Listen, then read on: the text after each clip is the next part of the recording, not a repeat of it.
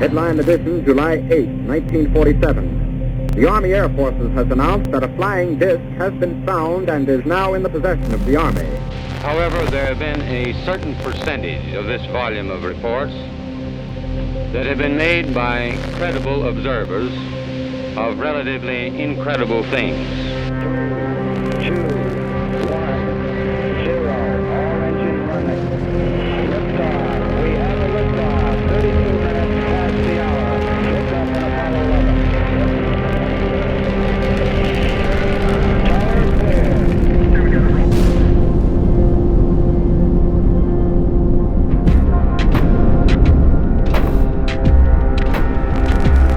But other sightings apparently were taken more seriously. And one in particular, an incident called the Rendlesham Forest Incident, also known as Britain's Roswell. This was in 1980, shortly after Christmas, when a few American airmen who were stationed in the UK reported seeing a UFO. A huge, solid, diamond-shaped object they described as 100 foot long, hovering silently in the sky above them. There is very compelling evidence that we may not be alone, whatever that means.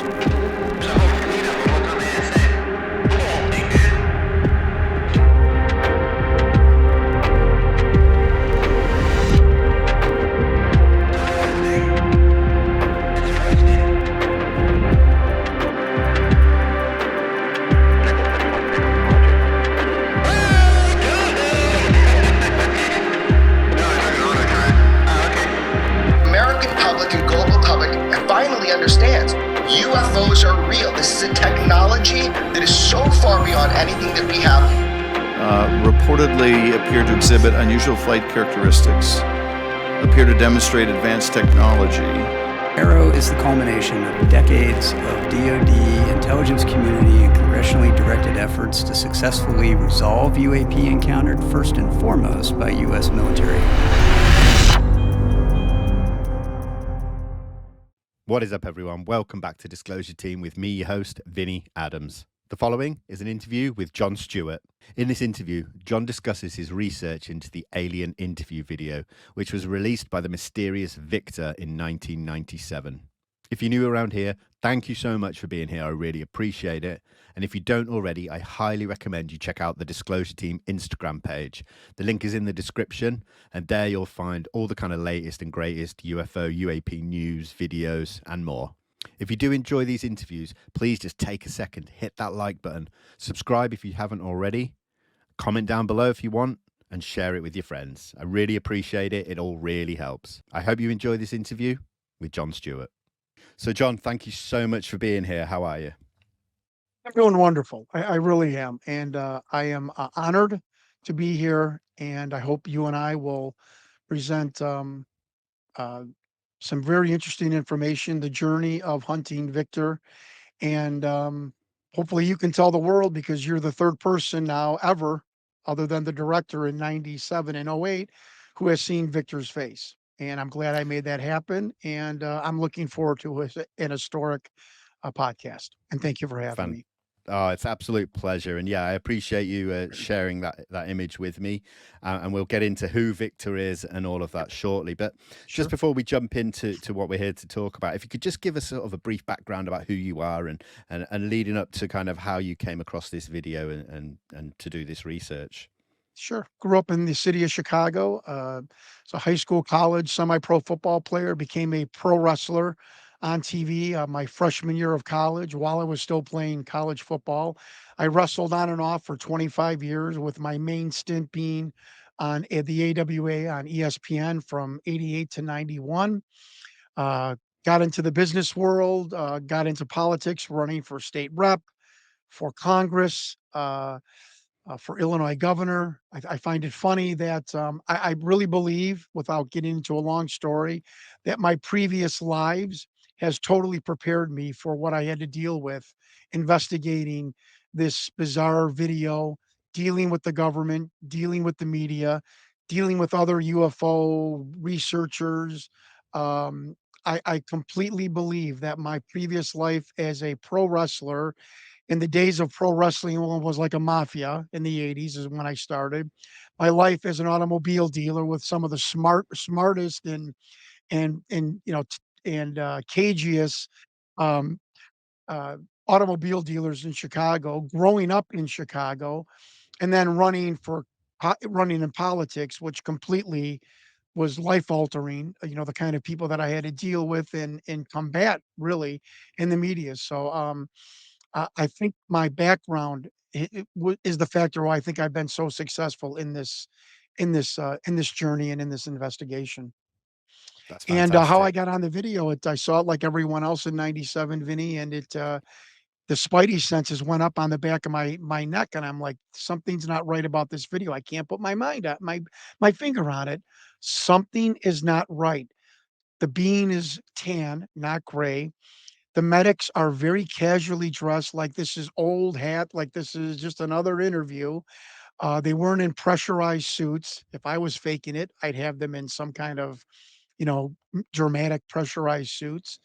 And it was Victor. It was the testimony of Victor. And still to this day, Vinny, I am 56 years old. I have eaten dinner, had meetings, debated, worked with, flew with, traveled with kings, queens, senators, multi cajillionaires. And I've never heard anyone multi-cajillionaires, is that really a word? Billionaires, millionaires, you name it. Low life drug dealers, mafia, low level mafia, gang members. I have dealt with everyone. I have never heard anyone speak as intelligently as I had heard with Victor. The first interview and then the second documentary in '08. And as much as people amaze this, they would think the bean on the film grabbed me. It was Victor's testimony. I said, there is no way that this could be a paid hired actor. And so Victor was the one that initially, uh, grabbed me. And in the start of COVID, I had a call from a producer from Hollywood, and he said, "Do you have any documentary ideas?" I gave him a bunch. I talked about this alien interview. He said it was too complicated. Boy, was he right about that. And it stuck with me for the rest of the day. All of a sudden, this video, and I sat in my driveway for 4 hours on January 3rd, 2019, and that's when I put the pedal to the metal, and that's when I officially started the alien investigation. And it's been Wonderful. 5 years now. That's amazing. Yeah, Really excited. I think it's probably best if we just play the video to show yeah, the people watching and that what sure. we're talking about, and then we can get into how it came into the public domain and more specifically into sort of Victor and his background.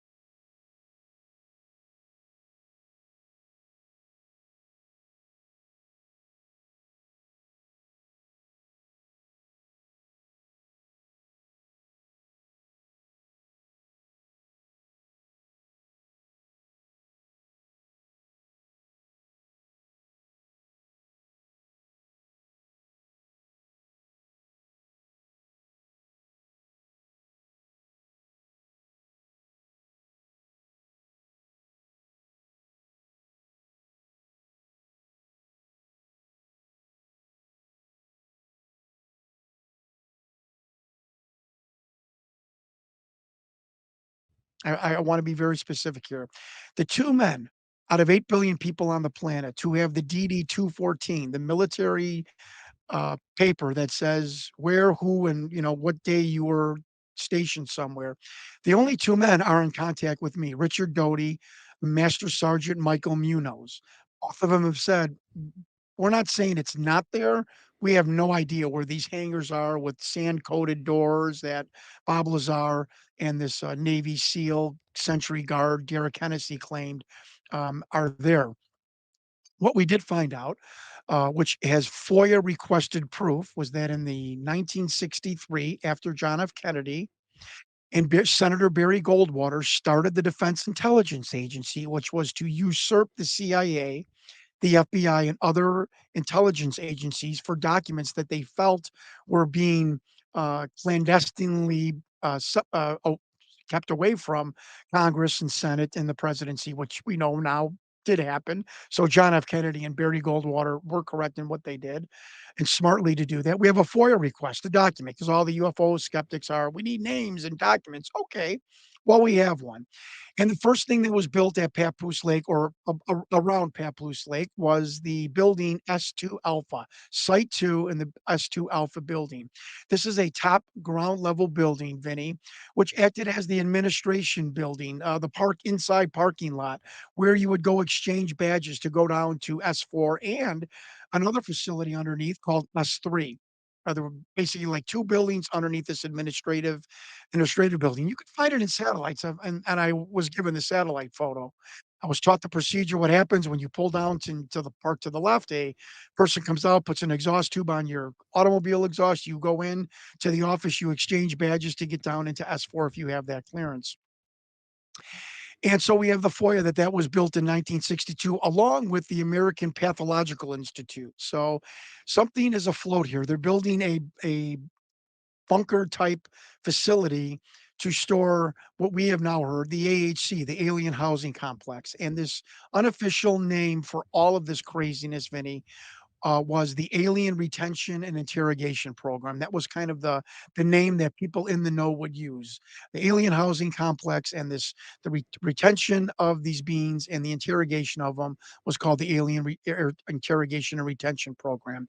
What we have been told, people have said, I've seen the document. What we have been told by many people, including in an email, the project manager of S4, the project manager who was in charge of the reverse engineering of craft and biological material. His name was Major Thomas Mack, and he sends an email in 1999, two of them actually, stating this was all under the umbrella project of Project Aquarius. And Project Aquarius changed its name from Project Gleam when the DIA took over in 1961-62. So I think I've developed a very nice chronological. Kennedy and Goldwater start the DIA in 1961. They take it over from the Air Force because the Air Force did not want it anymore after Project Blue Book. Folks, that's congressional testimony. So that, but that's in the records that the DIA was developed. We have the FOIA document showing that the DIA built this facility, S2, in 1963. And then we have the project manager, folks, Thomas Mack, nicknamed Fishface, Major Thomas Mack, a beloved figure in this program. This draconian security program had this a benevolent, kind human being named Major Thomas Mack, and people have been in contact with his son. We have the picture of him in the 70s at Area 51. And we have two emails from him stating, yes, I was the project manager of Project Aquarius with the code name R4800, which was just a geological facility that this site remained in Papoose Lake. If you look on a geographical aviation survey, you'll see R4801, R48. So nothing really exotic, not R4800, because that's where the facility was that was housing part of this Project Aquarius. And it's funny, Vinny. I go back and I tell a little funny joke. I remember watching Larry David, on HBO, Yeah. and his ex-wife comes into the room and she goes, Larry, you slept with my sister? And Larry David goes, wow, who told you that? And Cheryl goes, my sister.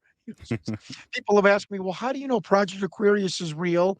And how do you know that it was the reverse engineering of beans and material? Who told me? The project manager of Project Aquarius told another person in 1999. He died 9 months after sending those emails of a cerebral hemorrhage, which was hereditary in his family. So I'm not going to make it melodramatic. So we've got a provenance here. I think I built a great case of proving what the building was, where this film took place. Um, People that have told me, the only two people in the world that have the DD-214s have told me the film is real, the facility's real, the project real. Yes, it's Aquarius, and yes, this all took place, and yes, it's moved. And I'm not getting ahead of myself, but all of this in the mid '90s was moved to the Dugway Proving Grounds, Michaels Airfield, up in Utah. So we have, we can start there. I have proven, I think beyond a shadow of a doubt with government documents, um, this facility and the program. If you want to ask any questions before I continue.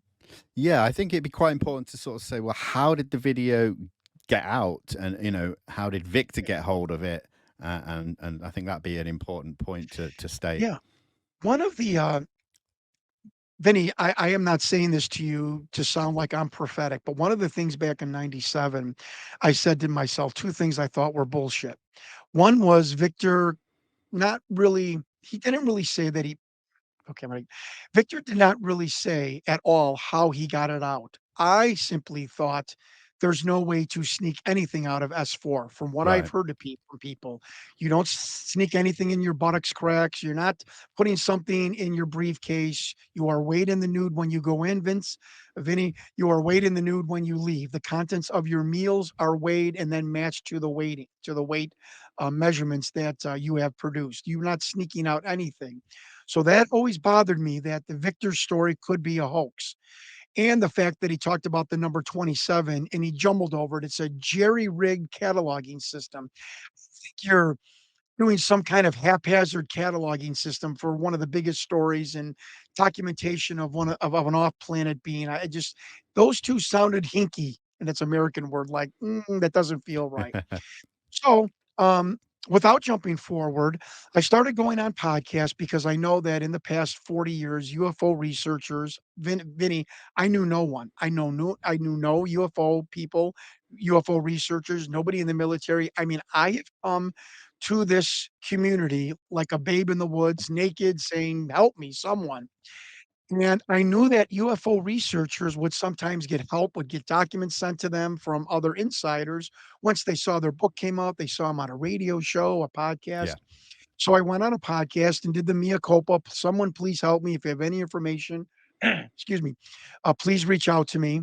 And lo and behold, I started to get an email once a month from a man that I call the chairman, and he had a contact in the DIA, and he was also tangentially part of this program or programs with the DIA, hence how he had a contact in there.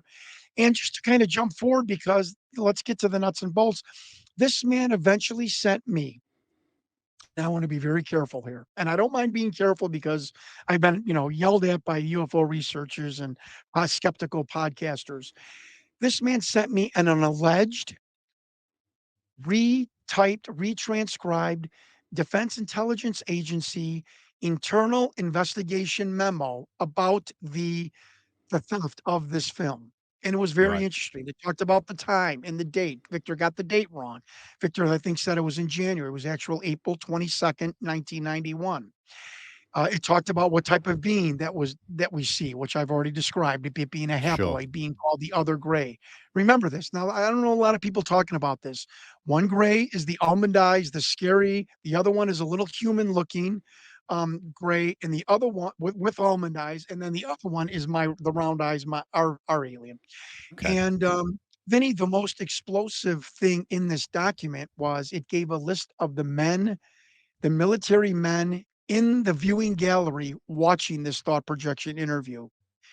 So my hand was shaking when I received this, and I got this on my birthday. Now I'm kind of a public figure. You could probably figure out. I can't believe how calm I'm talking, by the way. I'm so proud. You could probably figure out my birthday, but coincidentally, about 10 months into the emailing back and forth, he sent me this on my birthday, and I got an anonymous call, "Check your email," and I did. And I was actually at a McDonald's parking lot when I saw, this on my email.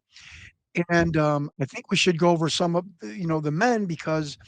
folks, it's my stories. It's these bizarre coincidences that I think show the provenance of something is not right with this film. And this is going to be my new mantra.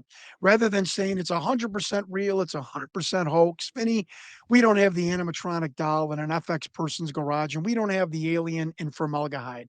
We'll never be able to say 100% real, but it is the coincidences, the stories of my journey that have to make any intelligent person sit back and say, something is not right. This guy, we've got cross references from a military guy in the 60s, from a military guy in the 90s. We've got, people that are, on a list that somehow say the same thing that Victor said in the documentary.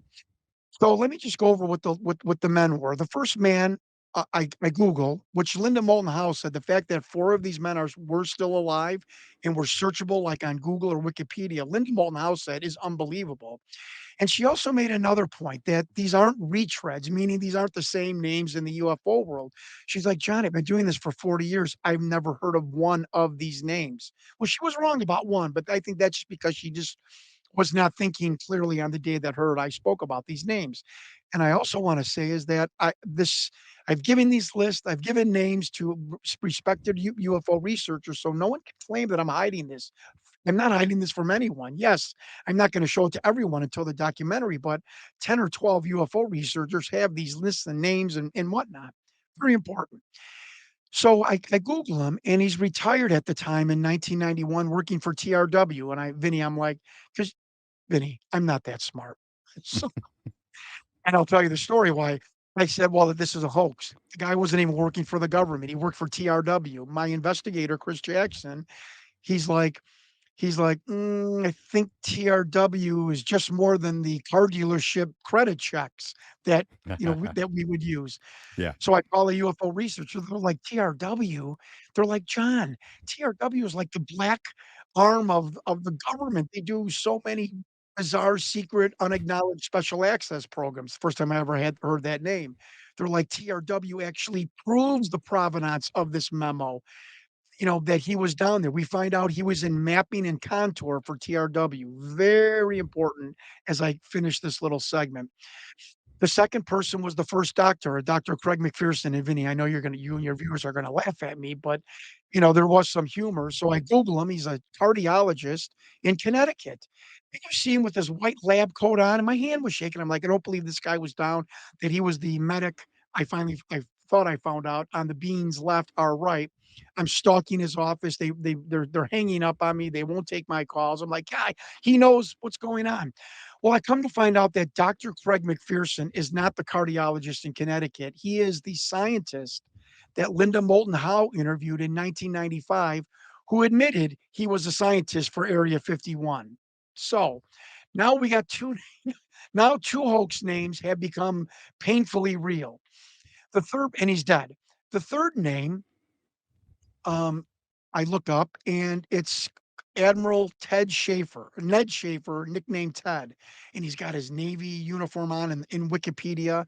And I come to find out he's Colin Powell's chief intelligence liaison. He was the chief intelligence liaison to the Joint Chiefs. This is a very bizarre person to put in there. And this man, along with the 27, is the 100% bombshell of the entire film. Right.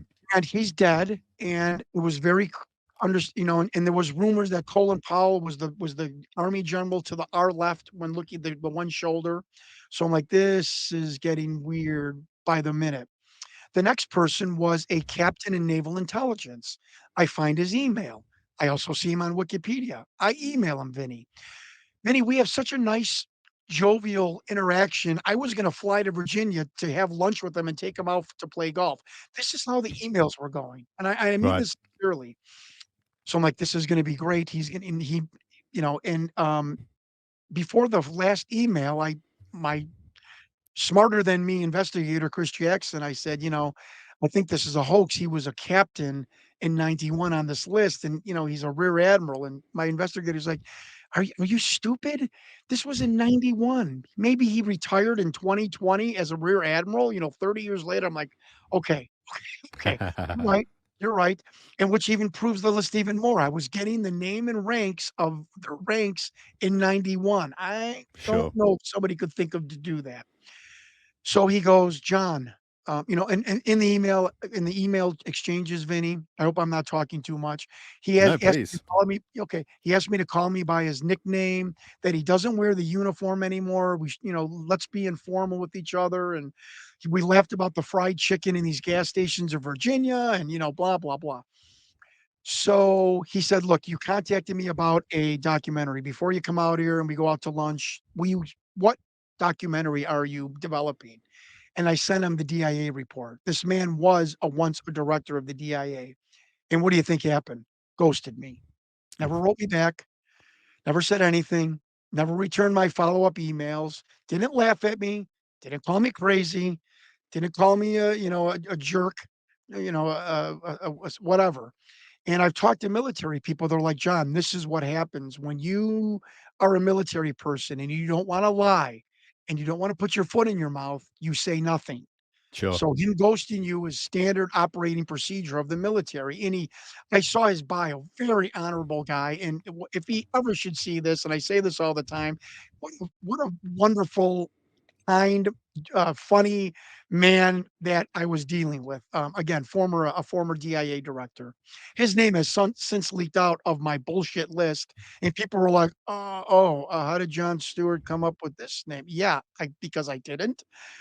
So he just completely ghosted me, and that was a little creepy and a little weird, but, I expected that, but never said, "You're crazy," never said the program is fake, never said the list is fake. Right. Important. Now the next person is the doctor on the aliens right, our left. Found out that he died in California. Vinny, I don't know if this is the same way in England as it is in America. By now, if you're a person living into the past the 2000s, something of your history is on the internet. Maybe you hit a hole in one at the country club in 1962. You in a newspaper, because you're part of the Rotary Club, or you volunteered for the pancake breakfast for the fireman's pancake breakfast. You know what I'm trying to say. Yeah, sure. Yeah, There's absolutely. nothing of a doctor who died in 2014. There is nothing on the internet, not previous office hours, not all the other stuff that I was mentioning. And I'm thinking, Bob Lazar, this guy, and an intelligence community member told me it's called being sheep dip, where they do whatever they can to erase as much as they can. Okay. And this is the agreement you make when you sign up for these programs, according to IC intelligence community members that have briefed and talked to me. But I have a program through the automobile business where I find his widow. He remarried. He was married to this woman for 20 plus years, plus dating. So you're talking about a 25-year plus Mm. relationship with this woman. She's 79, 80 years old. Her name is a short name, so I'm going to call her Kim. I call her up. Now, you want to talk about being uncomfortable. So I said, "Kim, my name is Jon Stewart. I'm a documentary producer, and would like to speak with you about your husband, and he has a nickname." I said, "It came across my desk, and I don't want you to get wigged out. I don't want you to hang up on me. Just bear with me." She's like, "No, no, no. Keep talking." I said, "Is there any way possible that his nickname was in a program with the government that somehow maybe dealt with off-planet beings, or, for lack of a better word, extraterrestrials?" Vinny, complete silence on the other end of the phone. And I'm like, "Why isn't she hanging up? Why isn't she laughing at me?" Yeah. And I'll never forget the line. She's like, "Well, John, that's really interesting." And I'll never forget the line. "A light bulb just went off over my head." And I'm part Ric Flair or Jesse Ventura, part George Costanza. So I'm like, "This is working. I don't believe a light bulb over your head. What is this woman going to tell me?" And it's a very simple story that isn't crazy and makes total sense. She said, "John," she used his nickname. "We had many, many friends in our friend group. And when we would ever go out, Some of these men were in Korea, Vietnam, World War II. They would always share funny stories of uh, boot camp, maybe a funny boot camp instructor, or the food at a base, or a great bar, or nightclub around a base, or some kind of non-combat related humorous or interesting story. And she said, for as long as I've known my husband, I'm looking at you straight in the camera, folks, so I'm not making this up. She said, for as long as I've known his nickname, he never, ever, ever spoke about his time in the US Army Medical Corps. Now, wait a minute. That was on the DIA memo. It was Dr. So, US Army Medical Corps. Vinny, I don't even know what the US Army Medical Corps is. I asked her, I said, wait, Kim, her fake name. I said, what is the US Army Medical Corps? And she said, she's like, well, that's where they train doctors to go into the military. I'm like, I never knew that. And she said, John, it was, and she continued. She's like, John, it was almost, it was a bone of contention between us. Where it almost led to, like, down and out, like, long-term arguments. Why? What went on in his time in the army that he can't talk to his friends about, and he certainly can't talk to his wife about? And she Mm. said it really became, she used the exact phraseology, a bone of contention between us. And she said, you're kind of solving of a family secret between his nickname and myself. I mean, I am shaking my head. So I just want to do a little wrap up. If this list is fake, a 70-something-year-old, this is my main bleaker, my Watergate deep throat. 70-something-year-old philanthropist in a major metropolitan city is asking another probably senior person, at least in his 50s and 60s, in the DIA for a memo of this film. On the memo are men that don't debunk themselves in what they've done for a living in the intelligence community. And one of the doctors on this memo, his wife says that he was secretive. And Victor in 97 said, quote, I'm talking loud, I'm sorry. The medical staff at S4 are chosen more for their ability to keep secrets than they are for their medical knowledge. So Victor in 97 coordinated with this philanthropist in a metropolitan city. That person coordinated with the DIA to put a doctor who's dead, called their wife and said, this fat guy from Chicago might call you. Say this to him. Does that really make sense, everyone? Does it? Now, wait a minute. Do you think like this lady just hung up? She stays on the phone. I sent her the film. And I said, "Look, I'm gonna send it." She's like, My daughter sends me links. I know how to, like I was insulting her. She sees the film. I call her back. She said, "John, that's his nickname on the left of the beam." And I said, "Excuse me?" She's like, "Those are his eyes. That's his bridge over his nose." Vinny, you're she goes, "Do you know the Honeymooners episodes?" I'm like, "Yes, I grew up on them." She's like, "If you go to an episode called Funny Money, the police officer asking Jackie Gleason for a donation in the beginning of the episode, he looks like my husband, and we always tease my husband about it." I go to the episode. If you put a surgical mask on that man in the Jackie Gleason Honeymooners episode, it's that guy. To the beam where he's got his glove on. I mean, she was not. This wasn't like Dom DeLuise or this guy had the pointed nose. Um, can I tell if he looks like Ross Coulthard to some degree? That's the kind of well, I mean, you know what I mean? Like this like Absolutely. more angular face with the angled nose. It looked like Ross Coulthard's father. And I'm not bringing Ross into this. I'm just saying that's the facial. And if you go look at the alien video, the doctor to our left, the being's right, he is if you put a mask on the guy in the Jackie Gleason Honeymooners episode, which I can't believe I'm talking about Jackie Gleason, and it's the exact person. She was right on the money. Vinny, she goes this, you know, I have a daughter that lives in the south suburbs near you in Chicago.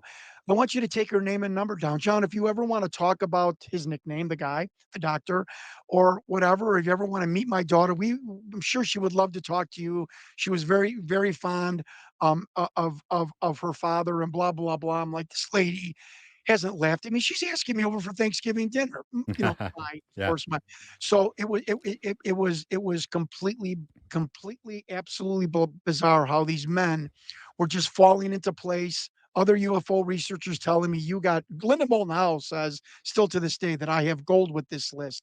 They're not retreads. Nobody's ever heard of them, yet they're all verified on Google or Wikipedia, and they all have intelligence backgrounds. So, obviously the memo has sort of providence. Whether it was hoaxed or fake to me, I can't lay claim 100%, but that sure is coincidence that 80-year-old woman in California, that's her husband. She identifies her husband in the film. Don't let any skeptic pierce my weird or mix up my words, folks. The wife identified her husband to the beans right, our left in the alien interview film. Period. Somebody said, "Well, an 80-year-old woman." I said, "You're telling me a woman married to a man or with a man for 25 years couldn't recognize him if he had a surgical mask on and a ski cap? You mean to tell me I couldn't recognize my wife during COVID with a ski cap and a COVID mask on? I could recognize my wife's eyes in 30 seconds." So, so we had this crazy provenance to this film, and I was actually, what I felt gaining traction of the FOIA request and so on, and now the list bears out, and it seemed like I was on my way to somehow at least proving some provenance with the film. Yeah, absolutely. I mean, we going back to Victor, what was his role, first of all, at Area 51? And did he ever give a reason as to why he leaked the tape? Yes, his reason for leaking the tape was the treatment of the beings, but most importantly, that he felt that that this phenomenon, this event, extraterrestrials communicating with, Homo sapiens sapiens, the world should know this. And he was very moved by the beings.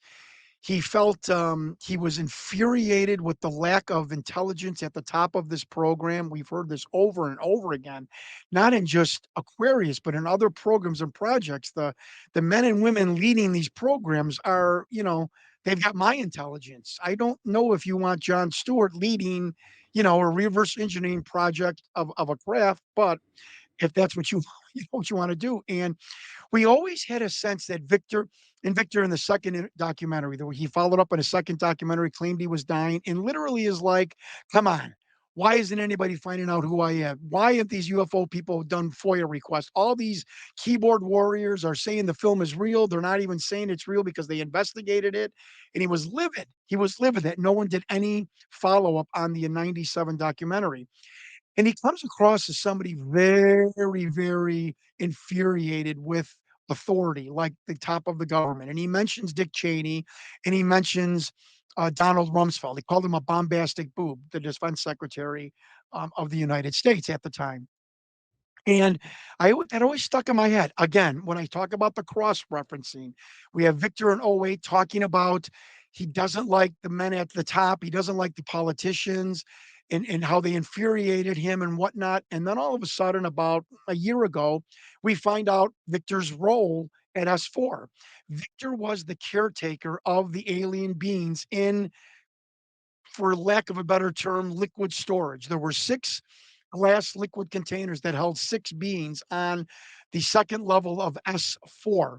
And Victor was the person. This is now, we have 3 people that have told me this. I'm not saying it's 100%, but 3 different people have told me that Victor was the caretaker. And in his role as the caretaker, anyone with the security clearance that was allowed to be an S4 and to see the beings, he would kind of give them the guided tour, including Right. governmental dignitaries like Donald Rumsfeld and Dick Cheney.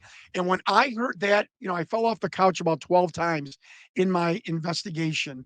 And those were one of the times that were like, again, what Victor is saying in '97, somebody in 2023 is telling me the same exact, multiple people telling me the same exact story, that he had this contempt for, these politicians, and this is why. I'm sure, I could even sure the idiotic questions that Donald Rumsfeld must have asked him, looking at these beans in liquid storage, or the pompous attitude of Dick Cheney, which we've all seen on TV. We don't have to imagine.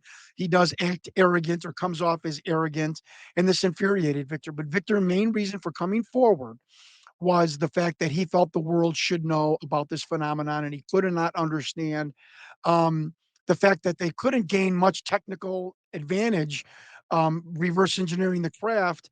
Why not tell the world? What kind of point, or what are you hiding that is going to be the detriment of telling the world. You might have free energy, you might have better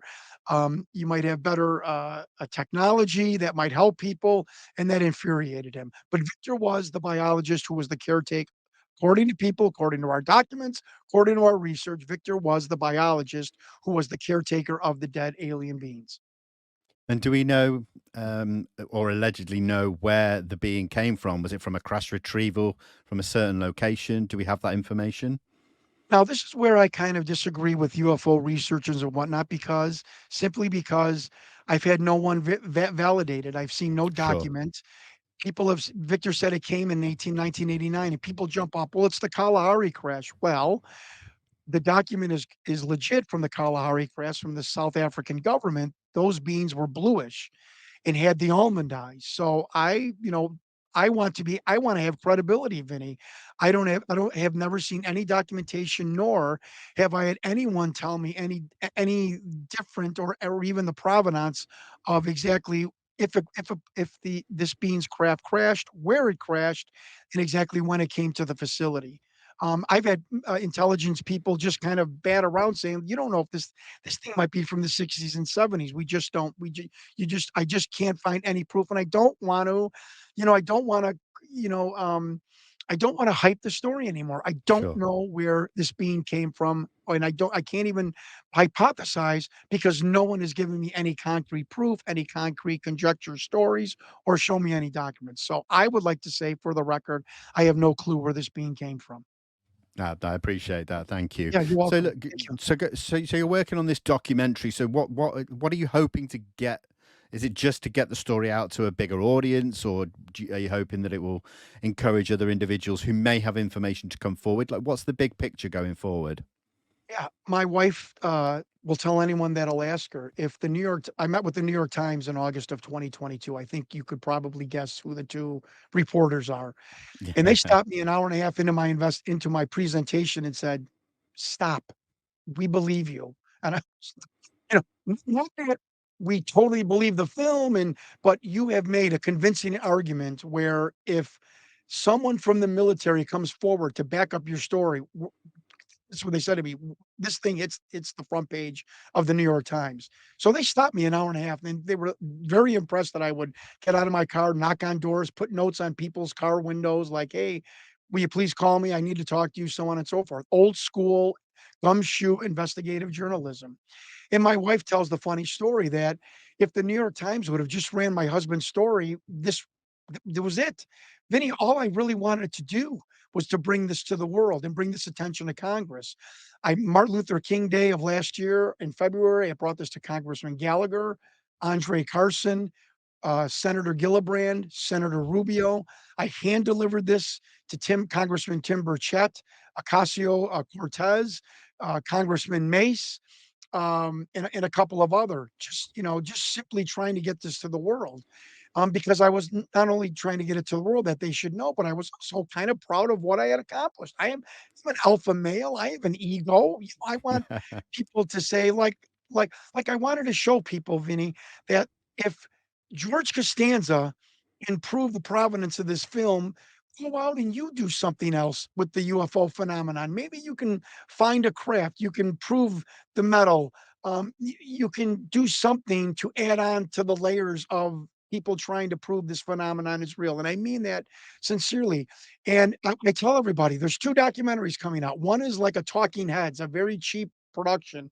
That is going to piss a lot of people off because of what I'm going to talk about the media and Congress. That is going to actually make people violently sick of the lack of media in this country, which is vital to a democracy. But the Hunting Victor documentary, I had no other choice to tell the world, and I was running out of money for this investigation. I'm about $20,000 of my own money that I've spent on this, knowing that a lot of UFO researchers ask you to for $9.99, ask you to join their website or click it. There's nothing wrong with that. It takes money to be a content provider. Nothing wrong with that. I simply wanted to keep my investigation away from someone calling me a UFO grifter. I've gone on podcasts that have 800,000 followers. I don't mention the book that I wrote in 2000 in November of 2023. Not that I'm a hero. I just tried to keep it as pure as possible, and I think I've Right. done a good job at that. So Yeah. my only way to tell the world now, Vinny, is to put it in a documentary and let Hollywood, not individual UFO interested people, pay for the rest of this documentary, which is like we want to recreate the alien to see if we can do a Right. perfect match. We want to do investigation more with FX. We still have more people to interview around the world that could add more layers to this. There was we want to do the voice, the electronic CIA type voice analysis of Victor's real voice and any other person in the UFO research field, like the director himself, Whitley Strieber, Bob Lazar, so on and so forth. So we can eliminate those people for the public. We know who Victor is, but we can eliminate them. So the UFO skeptics, I'm closing every door in this documentary. Where at the end, everyone's got to be like, "Look, he's right. We can't know 100%, but damn, this this guy did. I mean, I've interviewed 78 witnesses, 420 phone calls, 10 FOIA requests. I've been threatened by a colonel. I've been threatened by an agent of the NAISC at Wright-Patterson Air Force Base. I'm on a Pentagon watch list. I've got a appeal with the NSA in Washington, D.C., because I want to know who went on my phone. They denied my first request. And so now we have an appeal. I mean, I am in this neck deep. And that's, I think, what people expect of a UFO researcher making this huge claim of not a craft in the sky, but an actual living body on film. And I will end with this segment, Vinny. I was in Cuba, which I have permanent tinnitus now, and I don't want people to feel sorry for. I'm just talking about what I have been through with this investigation. I'm not saying the Cuban embassy, did the infrared sound like they did other diplomats. I am saying that I have permanent tinnitus after visiting Old Havana. We met a retired member of the church. I'll leave it at that. He was dying of Parkinson's and he saw the film. He was familiar with that type of being. And he looked at me and my stepson, who was off to the side. He looked at me and said, in kind of broken Cuban English and with his hand shaking with a crucifix in it, and I have it on tape. He said, if you can prove the provenance of this film, then unless someone has a VHS tape of the crucifixion of Christ or a Polaroid of Moses parting the Red Sea, he said, you hold the most important historical document in human history. Wow. So if you think this is a joke, or if you think this is we're not if you think this is like, this isn't part like, the Da Vinci Code movie, I kinda disagree with you. I am in deep, and the only way to come out of this is to get this documentary out, show the world, not jamming this down your throat. Here's what I found. Here's my journey. It's amazing. I really appreciate really good hard work and investigative work. I mean, what I will say for everybody watching as well is I will make sure that you can go below into the description and find links to watch the documentary with Victor in it, the alien clip that we played at the start, the interview clip, and any other links that John thinks might be relevant, which he can obviously provide me with following this interview. But John, yeah, I mean, do you have like a scale as to when you want the documentary to be completed and out by? How's that looking? We can't live until you look in the camera and tell the world what I showed you. You're the only third, so please, let's not end until you tell the world what you've seen. Just wanna get that. I think that's important to tell people it's not Victor is not Bob Dean. So the documentary pitch deck, which it's called, the presentation is sitting on top of a network, a president of unscripted television. He loves it. He is just trying to figure out how to position it in his network lineup. Um, I don't think there's any roadblocks. He is just figuring out how to position it and how to, massage it into, and, if there's any rough edges that he thinks are any legal, because think about it, there's a big question mark when we release the names of the people in the viewing room. I don't want Yeah. CNN vans at their houses or their condominiums, and they're bugging the retirement. This is a very, very, um, tenuous situation that we have to figure out. And I think contacting these people beforehand would help, and kind of gently, gently telling them this is what's going to happen. How can we present this? We can also use disclaimers, which I'm sure we're going to have to, and I have no problem doing. Because again, I don't have the alien puppet, I don't have the alien body. So, but I would like and then the talking head document where I talk about my whole journey, the making of the investigation, where I talk about Hollywood and the media. That's called The Bird Dog, and that should probably be out end of summer, beginning of summer. Very cheap budget. We started shooting some B-roll at Area 51. That is the one that's going to piss people off, and I hope it does. I hope it moves people to call their congressman, to call their local media, and say, you have to give. And we wonder why the media is going bankrupt left and right, and they're losing money. Documentary will tell you why the media is in the state that it is. So Yeah. Well, let's finish off by talking about this image that you so yeah, kindly sort of sent to me. Can you tell me the importance about why you did that and what it means? Because I mean, yes, I thank you for that, and it was, yeah. it did validate that I was looking at Victor here. There's three people in the world who have seen Victor that we can maybe talk to. One is Jeff Broadstreet, the director of both videos. One is myself. And because a intermediary between Vinny and I said, you can trust this guy with your life, and I just immediately said, that's it. Vinny's the guy. Um, Vinny Adams is the only person in the world that has seen Victor's face. And I did this because the chatter of it's Bob Dean, it's Bob Dean. We have proven that Bob Dean's tie in the original documentary is different than Victor's tie. Victor has a thin silver stripe, Bob Dean has thick tan stripe. And we have proven it's not Bob Dean. The Victor Vinny, if I'm going to use American colloquialism, he looks like a dork. He looks like a dork, but a guy that'd be at a nightclub or a pub with his members only jacket going, "Hey, honey, how you doing? You want to go for a ride in my Corvette?" That's how he caught me, like a guy that thinks he's a lot cooler than he appears. He has Vinny, if you can back this up, he has fetal alcohol syndrome. Like he's got almost like a cleft or no upper lip. It's really like which was strange to me. So he has Yeah. signs of fetal alcohol syndrome, and he looks like a guy that could have been, from the South. I laugh with people. I said, if you put an old 80s truck driver baseball cap on him, he would look like a stock car race car driver from the Yes. South. You'd see on TV in like 1979. In Vinnie Adams in the Chevrolet ExxonMobil gas, number 37. They show a picture of Victor with his. I mean, he looks like a Southern dork, and he's not from Southern. He's California based, West Coast based, with this fetal alcohol syndrome upper lip. And I would like Vinny to finish what else he thinks about the picture. I mean, it's just, yeah. I mean, to be able to put a face to that voice, that anyone that's watched the video or even researched it. I mean, I remember seeing the video years ago, and it always just made me wonder, who is this guy? Because if this is real, like you said, it is bombshell. So I really do appreciate you adding that extra bit and It's not a and problem. trusting me, and I really do appreciate it.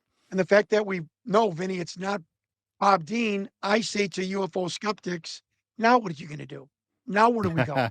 Yeah, exactly. It's not Bob Dean. It's not Whitley Strieber. It's not Bob No, Lazar, because this no, man, wait, this man has seen Victor's face. It's not Strieber. It's not Bob Dean. It's not Jeff Broadstreet. It's not Bob Lazar.